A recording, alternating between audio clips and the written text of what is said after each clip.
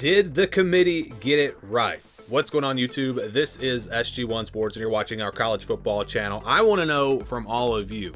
I'm going to do a quick reaction video here, but this video is also just to get your opinion. I'd like to know from all of you what you thought about it. Did they get it right? This was an impossible situation. So here's the deal.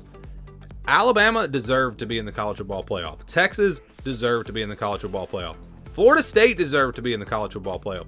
Georgia deserved to be in the college football playoff. And Ohio State deserved to be in the college football playoff. In almost any other year, any of those 7 teams with what they had done on the field would have been in the college football playoff. It was just a crazy year, and it's just a perfect example of why the 14 playoff does not work. It just doesn't work when you have 5 Power 5 conferences. You could have 4. Or you could have 5 undefeated Power 5 champions. Not quite that situation this year.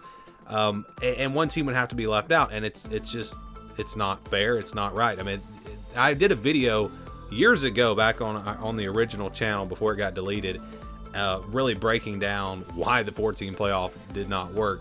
And here we are in the final year, seeing how it played out that way. It just didn't work because Florida State deserved to get in. But like I said, Alabama deserved to get in. I'm not saying Alabama did not deserve to get in. They did.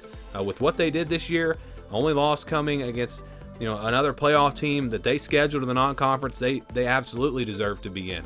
But Florida State absolutely deserves to be in too. There's only 4 spots. So my takeaways here, I was surprised. I thought Florida State would be in. I thought Florida State would stay at number 3. I don't mind it though when you hear the committee say that the reason why Florida State did not get in is because they believe they're a different team with Jordan Travis or without Jordan Travis. That is a very justifiable reason, and I'm okay with that. I don't think it's right. I don't think it was the right decision. I don't think Florida State's team should be penalized because of a player going down with an injury. And all the comparisons I made last night in the video with the SEC and comparing Alabama and Florida State in some of their games. But again, they're looking at this as this is a different Florida State team, which is fine. I'm okay with that. I think the matchups will be better. I think without Jordan Travis, these are the 4 best teams. You just wonder if Jordan Travis had not gotten injured and they had been impressive in their final 2 games, Florida State probably would have stayed at number 3, I assume, and Alabama would have been left out. And again, Alabama did not deserve to get left out. This is a team that only lost 1 game. They beat the defending national champions in the SEC championship. So I'm not taking anything away from Alabama. They deserve to be here. The thing for me is just that Florida State deserves to be here too. And we just didn't have enough spots. And someone had to get left out. Again, the reason the committee used the injury to Jordan Travis, at least they have a good reason, and I can understand that. Again, don't agree with it. I don't think the team should be penalized for going undefeated, for scheduling LSU in the non-conference and beating them, all the things that they did during the season.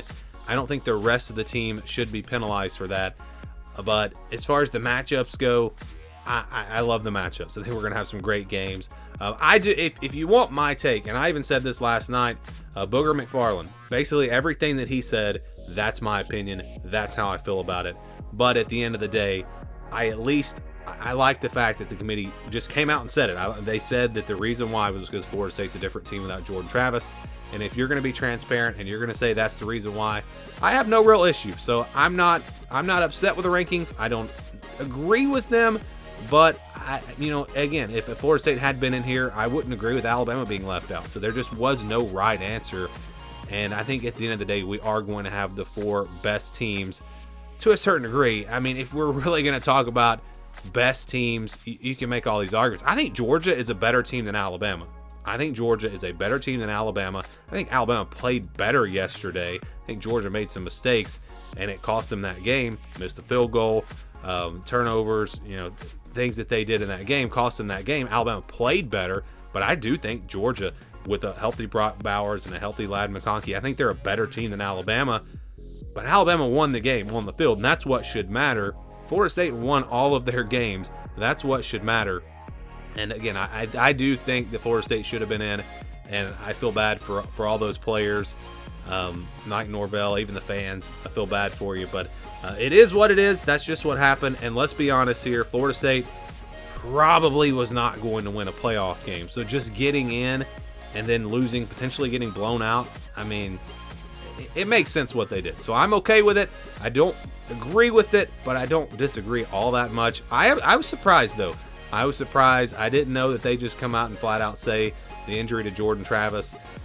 So I was happy to see that transparency again. And again, just there was no really right answer here. But thankfully, we are moving to a 12-team playoff next year.